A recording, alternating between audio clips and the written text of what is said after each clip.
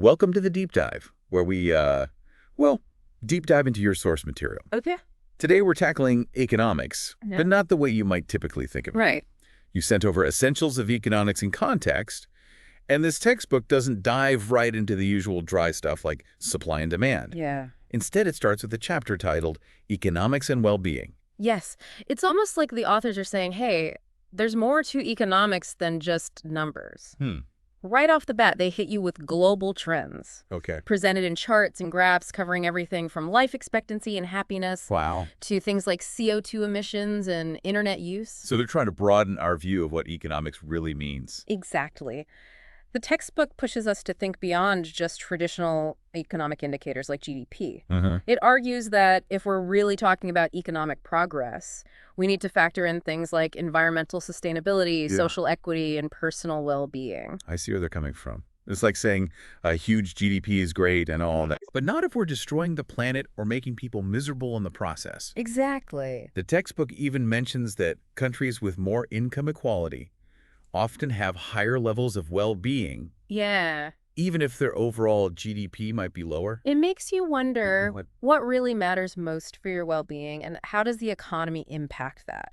That's something to think about Yeah, for sure. as we go deeper into the specific economic activities and systems that really shape our lives. Okay, so the textbook breaks down economic activity into three main spheres: Okay. the core sphere, the business sphere, and the public purpose sphere. And here's the thing. Yeah, These spheres aren't always neatly separated. I can imagine. For example, let's say you're making dinner at home. Okay, That falls into the core sphere. Okay. It's your household production. okay. But the second you order takeout or decide to eat at a restaurant, you've moved into the business sphere. Now, this is where it gets interesting. Uh. The textbook estimates that household production in the U.S. is actually equivalent to about 8% of GDP. That's a significant amount of economic activity that's not even officially counted. Right. It makes you think about what other valuable contributions are being overlooked. It also shines a light on the informal sphere. Okay, Those activities that happen outside of formal regulations. I see. Think about things like street vendors, small-scale producers, Yes. and services. The sphere can be huge in some economies. Right, Yet it's often the most vulnerable when something like the COVID-19 pandemic hits. of course. Yeah. Let's move on to markets. The book points out that the word actually has two meanings. Okay. First, it can refer to physical or virtual spaces where buying and selling takes place. Like Amazon. Think of something like Amazon for that. Right. Second, it can refer to the institutions that connect those buyers and sellers. Right. The entire healthcare system is a great example of that. And it's that second meaning, the institutions, that is so important. Hmm. The textbook uses healthcare in the U.S. to show how laws, norms, and regulations shape how a market actually functions. It goes way beyond the simple act of buying and selling. So how do prices actually get determined? Well. The textbook talks about three main methods. Yeah. You've got your posted prices, your good old-fashioned haggling, and your negotiated agreements. Right. Think about the difference between grabbing a coffee at a shop, haggling for a souvenir, and negotiating the price of a house. Exactly. Yeah. Very different. The textbook also throws in some alternative economic models for us to consider. Okay. There's time banking, where time is the unit of value instead of money. Interesting. They contrast this with cryptocurrencies, which, while interesting, still have limitations in actually functioning like money. No, for the classic duo, supply and demand. Yeah. We can't get away from them. Right. The textbook does a quick recap of how those curves work, how they intersect at the equilibrium price, and how shifts in either curve can explain real-world changes. You'll never look at a price tag the same way again. Let's break it down with coffee. Okay. Imagine a new coffee shop opens in your neighborhood. Okay. What happens? I don't know. Well, the supply of coffee in the area increases, pushing that supply curve outward. This leads to a new, lower equilibrium price. More coffee, cheaper lattes, everybody wins. Except maybe the coffee shop across the street. Right. I'm curious about this price elasticity of demand the textbook mentions. Yeah. It sounds complicated, Not too bad. but is it really just about how much the quantity demanded changes when the price changes? That's a great way to put it. For example, if the price of gas goes up a little, people might still drive the same amount because they need to get to work. Yeah, That means demand is inelastic. right. But if the price of a luxury item jumps up, demand might plummet because people can live without that fancy watch. So it's about necessities versus luxuries. No. It all comes back to those choices we make. Now, what about production and costs? And I know the book emphasizes that there's a difference between accounting costs, what's on the books, Right. and economic costs. Right. Economic costs factor in the opportunity costs. Those sneaky costs of what you could be doing with your resources instead. The book gives this great example of a farmer named Gail. Okay. Gail's accounting books might show that her farm is profitable, Uh-huh. but once you factor in the salary she could be earning if she had a different job, the picture might look different. It's all about trade-offs. Makes sense. Yeah. And that brings us to the idea of diminishing marginal returns. Mm-hmm. Where adding more of something doesn't give you the same increase in output. The book uses the example of corn and fertilizer. Right. Adding more fertilizer at first really boosts the corn yield, but at some point adding even more fertilizer gives you smaller and smaller increases. Those extra inputs just aren't as effective anymore. Exactly. It's kind of like when you try to cram for a test the night before. Uh-huh. Those last few hours of studying probably don't help as much as the first few hours did. The training book then takes us through different types of marginal costs, constant decreasing and increasing. They all show up in real-world production scenarios. All right, let's shift gears and talk about labor markets. This one hits close to home because jobs and wages are tied to our well-being. The textbook makes it clear that wages aren't always a simple matter of supply and demand. Right. Social norms, minimum wage laws, and even the cost of living can impact how much people get paid. It's like society is saying, even if you have a ton of workers willing to do a job for a really low wage care, we might decide that's not acceptable and put policies in place to ensure a living wage. It's a great example of how economics intersects with ethics and social values. And we can't forget about labor unions. The book acknowledges that they have the potential to benefit workers through collective bargaining. Yeah. But there are arguments against them, too often centered around efficiency and market distortion. Yeah. It's a complex issue with valid points on both sides. Now get this, there's this concept called efficiency wage theory. Okay. It suggests that sometimes employers will actually pay more than the going rate to motivate their workers and boost productivity. Interesting. It's the idea that happy workers lead to happy profits. That makes sense to me.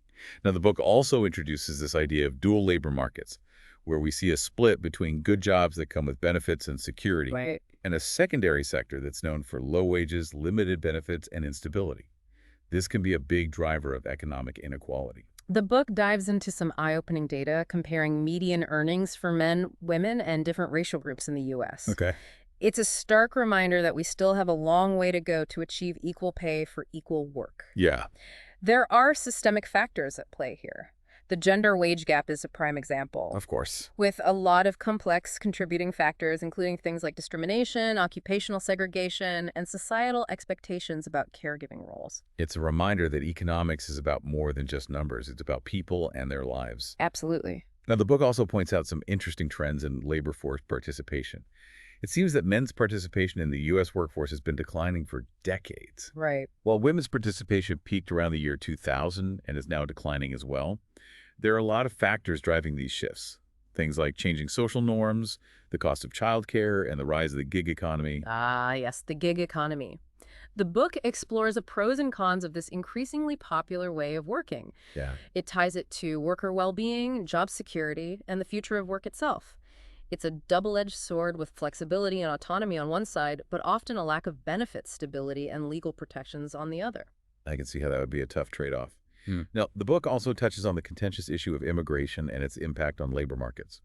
It tries to present a balanced view, acknowledging that the effects can vary greatly depending on the skills and industries involved, as well as the overall economic and policy context.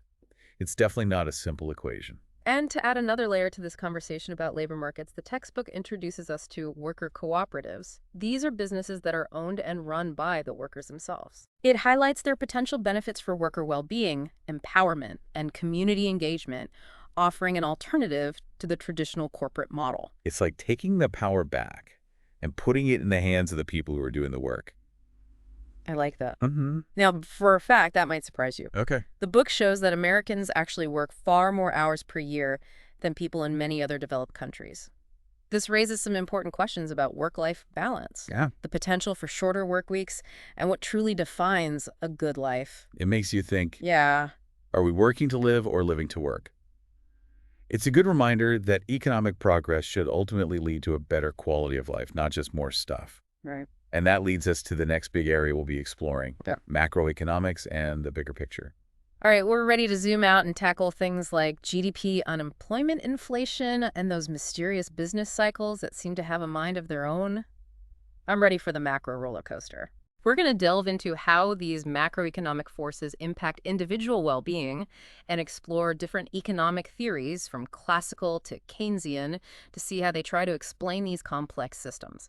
Stay tuned because there's much more to uncover. Okay, cool. Yeah. All right, so we're talking macroeconomics, the big picture stuff. Well, What are some of the key things we need to know to understand how the whole economy works? Well, the textbook starts by defining some important terms like GDP, unemployment, and inflation. We've already touched on GDP, but it's essentially a measure of the total value of goods and services produced in an economy. Right. Unemployment, as you can imagine, has a huge impact on individuals and families. And then there's inflation, that sneaky rise in prices that can make it harder to afford the things we need. And what about those business cycles? Yeah. Those upswings and downswings of economic activity that seem to happen over time. The textbook actually visualizes those cycles using graphs. It's fascinating to see how those cycles impact unemployment and inflation. Yeah. They sometimes move together and sometimes they move in opposite directions. It's like a big economic dance with all these different forces at play. The book even walks us through some contrasting economic theories, like the classical and Keynesian views. They offer different explanations for things like unemployment and the role of government. The classical view is often associated with a hands-off approach to the economy. They believe that markets are self-correcting and that wages and prices will adjust naturally to reach full employment in the long run. Okay. Government intervention is often seen as unnecessary or even harmful in this view. But then Keynes came along and really shook things up, especially during the Great Depression. Right? He argued that sometimes markets don't self-correct, Yeah. and that can lead to long periods of unemployment and economic stagnation. He believed that the government could play a crucial role in getting the economy back on track through things like fiscal stimulus and monetary policy. It's like a debate between letting the market do its thing and stepping in to give it a nudge. Both perspectives have their strengths and weaknesses, and it's interesting to see how they've shaped economic policies throughout history. So how does the textbook break down some of these macroeconomic concepts? Well, it introduces the idea of aggregate demand, which is the total demand for goods and services in an economy. All right. It's made up of 4 key components: consumption by households, investment by businesses, government spending, and net exports. So if any of those components changes, it can have a ripple effect throughout the whole economy. Exactly. For instance, let's say consumers suddenly become more confident about the future and start spending more. This increased demand can encourage businesses to invest more, hire more workers, and ultimately boost economic output. That makes sense. What about saving, though? Does the textbook talk about that? It does. The textbook explains the classical view of the loanable funds market, Okay. which focuses on how interest rates work. Basically, if households save more, that increases the supply of funds available for businesses to borrow and invest. I see. That can lead to lower interest rates, which encourages more investment. So saving is good for the economy, according to the classical view. Well, Keynes had a different take on it. He argued that during economic downturns, an increase in saving could actually make things worse if everyone is saving more and spending less. Right. That can reduce overall demand, leading to lower production, more layoffs, and a downward spiral for the economy. It sounds like there's a balance to be struck between saving and spending. It can't all be one or the other. Right, and that's where government spending can come in. Keynes argued that during recessions, when private spending is low, the government can step in and spend money to boost demand, create jobs, and stimulate the economy. So it's like giving the economy a jump start when it's stalled out. Exactly. The textbook even mentions this concept called the multiplier effect, Okay. which is the idea that an initial increase in government spending can lead to a larger overall increase in economic output as that money circulates throughout the economy. So it's not just the initial spending that matters, but the ripple effect it creates. Right. Think about it. If the government spends money on a new infrastructure project, it creates jobs for construction workers. Those workers then spend their wages on goods and services, which supports other businesses and creates even more jobs and so on. Yeah. The impact of that initial spending multiplies throughout the economy. That makes sense. Of course, the multiplier effect isn't infinite, and there are debates about how large it is and how well it works in different situations. But it illustrates how interconnected economic activity is and how changes in one area, like government spending, can have widespread impacts. Now, we talked about GDP, unemployment, inflation, business cycles, and those different perspectives from classical and Keynesian economics. Are you ready to dive into the role of the government in all of this? Absolutely. Let's talk about fiscal policy. Yeah. Taxes, government spending, and those budget deficits and surpluses that always seem to be making headlines. I'm curious to see how the textbook connects these policy decisions to actual economic outcomes and ultimately to our well-being. Because it's not just about numbers, it's about how these policies impact people's lives. You're right. It's about understanding the real-world consequences of these decisions. So let's explore the tools that governments have at their disposal, things like tax cuts, infrastructure spending, and the ongoing debates about their effectiveness in different economic contexts. To unpack this whole fiscal policy thing, what are the levers that governments can pull to influence the economy? I know taxes are a big part of it. Absolutely. Governments collect revenue through various types of taxes, income taxes, property taxes, sales taxes, and even those excise taxes on specific goods like gasoline or cigarettes. It seems like a pretty complex system. Does the textbook delve into the different types of taxes and their impacts? It does. It highlights how not all taxes are created equal. Some are progressive, meaning people with higher incomes pay a higher percentage. Others are regressive, which can disproportionately impact lower income The individuals. textbook uses the U.S. tax system as an example, right? Exactly. It points out how the U.S. has a mix of progressive, proportional, and even regressive taxes. Each type has its own rationale and affects different income groups in distinct ways. It's a balancing act, often shaped by political debates about fairness, economic efficiency, and who ultimately bears the responsibility for funding government services. Speaking of government services, how do those tax dollars actually get spent? I imagine it's a pretty diverse portfolio. It is. Government spending can take many forms. It can fund essential services like education and healthcare, invest in infrastructure projects like roads and bridges, bolster national defense, and even support scientific research. So the impact of government spending really depends on where those dollars are directed. That's the key point. The textbook emphasizes the ongoing debate about the role of government in the economy. Some argue for a more limited role, focusing on essential services and minimizing intervention. Others advocate for a more active role, using spending to stimulate growth, address social needs, and invest in the future. Now, what about those budget deficits and surpluses we hear so much about? How do they fit into this whole fiscal picture? The book explains that they arise when government spending exceeds revenue, or vice versa. It's like managing a household budget, but on a much grander scale. If you spend more than you bring in, you have a deficit. If you put in more than you spend, you have a surplus. And those deficits can lead to the accumulation of national debt, which always seems to be a hot-button political issue. What does the textbook say about that? It dives into the various arguments surrounding national debt. Some express concern about its sustainability, especially at high level, and in the potential risks of inflation. Others argue that debt can be a necessary tool, especially for financing investments that benefit the economy in the long run. It really comes down to weighing the trade-offs. So there are different schools of thought on how to handle these deficits. Definitely, the book discusses the contrasting approaches. Some advocate for austerity measures, focusing on cutting spending and raising taxes to balance the budget as quickly as possible. Others argue that during economic downturns, increasing spending, even if it leads to a larger deficit, can be crucial to stimulate demand and promote recovery. So it's another example of those contrasting economic philosophies, the hands-off versus interventionist approach, but this time applied to government finances. Precisely. And to make things even more interesting, the book introduces the concept of functional finance, which challenges that traditional emphasis on balancing the budget at all costs. Functional finance. What's the idea behind that? Proponents of functional finance argue that the government's primary fiscal responsibility should be maintaining full employment and stable prices, even if it means running deficits at times.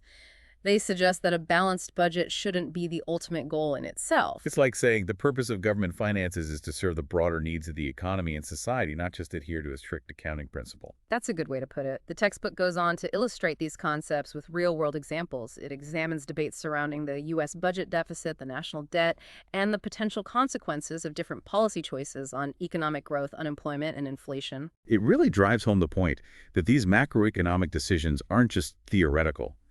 They have tangible impacts on people, businesses, and the overall well-being of a nation. Absolutely. It's about the collective choices we make as a society and the trade-offs inherent in those choices. Well, this has been a fascinating deep dive into the world of economics and well-being. We've explored a lot of ground, from those foundational microeconomic concepts like supply and demand, all the way to the complexities of macroeconomics and the role of government. It's been a journey through those charts and graphs and economic theories. But what it all comes down to is understanding those forces that shape our lives and the choices we face as individuals, businesses, and societies. It's been a great reminder that economics is about more than just numbers. It's about people and how we make decisions individually and collectively that affect our well-being. So, as we wrap up, here's a final thought to ponder with so many different economic models and perspectives out there. How do we determine which ones are most relevant for understanding and improving both the economy and our own well being? It's a question worth considering as we navigate this complex and constantly evolving economic landscape. It definitely is, and that's what makes this field so fascinating. Yeah. Thanks for joining us on this deep dive into economics and well-being. We hope you've gained some valuable insights and maybe even a spark of curiosity to continue exploring this dynamic and essential subject. Until next time, keep learning and keep asking those important questions.